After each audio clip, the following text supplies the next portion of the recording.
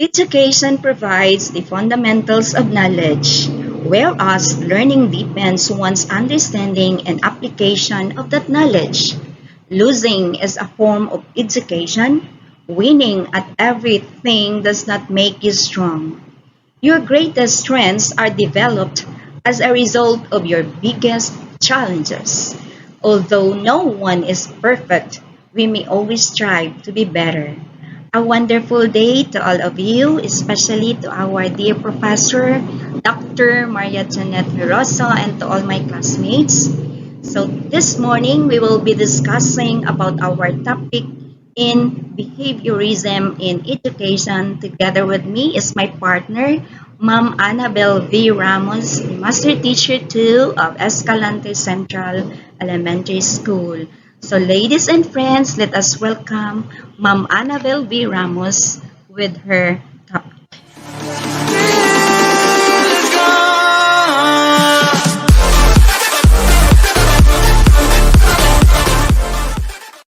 Every teacher knows that they will usually have a student in class who is difficult to manage and work with.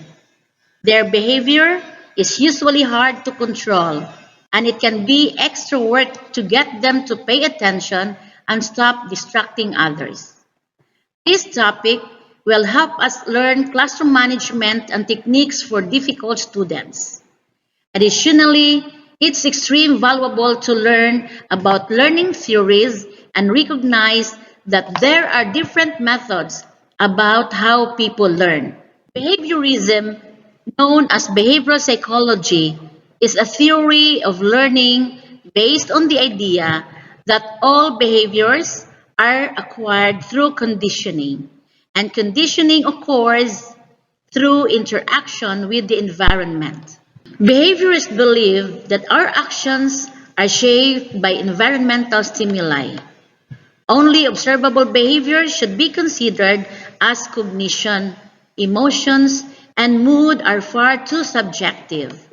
And any person can be trained to perform any task, regardless of genetic background, personality traits, and internal thoughts, within the limits of their physical capabilities.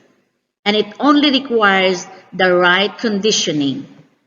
Physical behaviorism of the sort espoused by John B. Watson, 1878 to 1958, and his followers makes a much stronger claim. It denies the existence of mind and consciousness and proposes that all mentalistic concepts be properly defined or redefined in terms of observable behavior. The epistemology of behaviorism, it is seeing knowledge as pieces of information stored and manipulated in a mental cabinet, is compatible with a naive conception of learning outcomes. Logic of behaviorism is human learning and behavior was controlled by experiences. The only behaviors that should be studied are the observable ones. Axiology considers our sense of beauty was environmentally formed. The reason lies in the way our environment has shaped our taste. Philosophy of behaviorism was a movement in psychology and philosophy that emphasized the outward behavioral aspects of thought and dismissed the inward experiential and sometimes the inner procedural aspects as well. A movement harking back to the methodological proposals of John B. Watson, who coined the name. Watson's 1913 manifesto proposed abandoning introspectionist attempts to make consciousness a subject of experimental investigation to focus instead on behavioral manifestation of intelligence. Aims of education.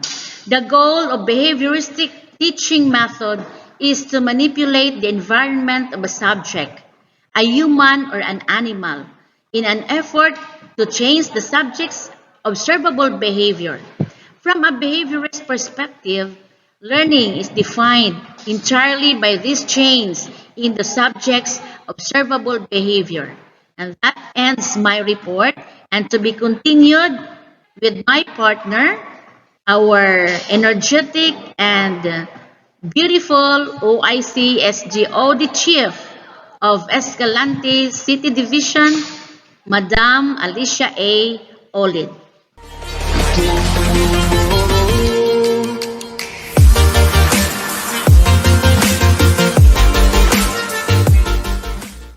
Curriculum. Behaviorism, or the behavioral learning theory, is a popular concept that focuses on how students learn. Behaviorism focuses on the idea that all behaviors are learned through interaction with the environment. For the teaching and learning process, behaviorism, the new behaviors or changes in behaviors are acquired through associations between stimuli and response. And for cognitivism, learning occurs through internal processing of information.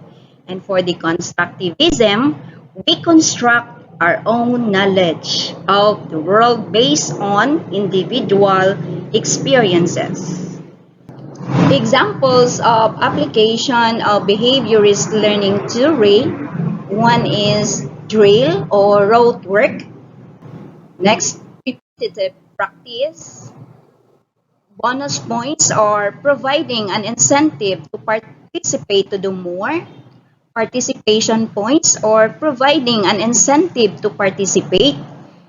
Verbal reinforcement or just saying good job and establishing rules.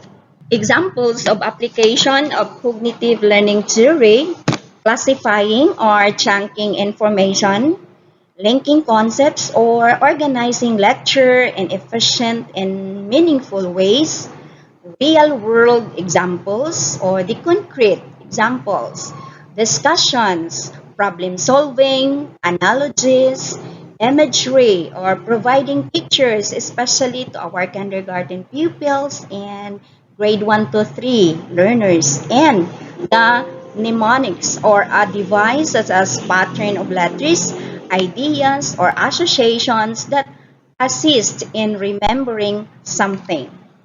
And here are examples of application of constructivism learning theory.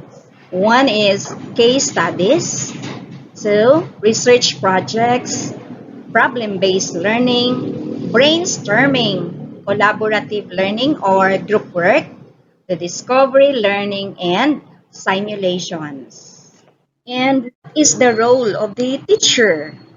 The teacher is to manipulate the environment in an effort to encourage the desired behavioral changes. According to the American Psychological Association, teachers who foster positive relationships with their students create classroom environments more conducive to learning and meet students' developmental, emotional, and academic needs. In addition, a student who feels a strong personal connection to their teacher, talks with their teacher frequently, and receive more constructive guidance and praise rather than just criticism from their teacher, is likely to trust their teacher more, show more engagement in learning, behave better in class, and achieve at higher levels academically. Another role of the teacher is to move the students from one level to another through homework and practice, targeting diverse learning styles, and allowing students to track their efforts. For homework and practice, we all know that homework is repetitive practice and a possibility to apply what is learned as an extension of the classroom, which provides opportunities for students to deepen their understanding of the content and gain proficiency of the skills. This is according to Pitler H. et al. Of 2007.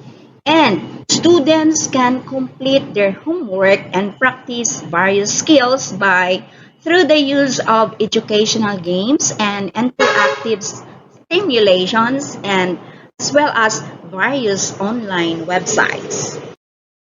Another for homework and practice is through the use of technologies. The computer provides a whistle or bell sound, just a classroom teacher would give a word or praise for a job well done. For the targeting diverse learning styles, one is the teacher focuses on desired behavior and supply positive reinforcement. Two, create an environment that meets all learning styles. And three, timely feedback without teachers' presence. Allow students to track their efforts. One is putting forth effort to get positive results. And two, track record on spreadsheet. For the learners in behaviorist theory, learners are more passive in the learning process. The learner's role is simply to respond to the learning content and demonstrate a level of performance on specific goals and objectives. The operant model of stimulus response reinforcement ensures that prescribed learning outcomes are achieved. So, what about the teacher and learner relationship? Teachers foster positive bonds with students by creating a constructive classroom climate, treating students with respect, having high expectations for all students, and maximizing success for each student. Another, positive relationships between teachers and students enhance student receptivity to instruction. That's all for our presentation this morning. So thank you so much for listening and keep safe, everyone.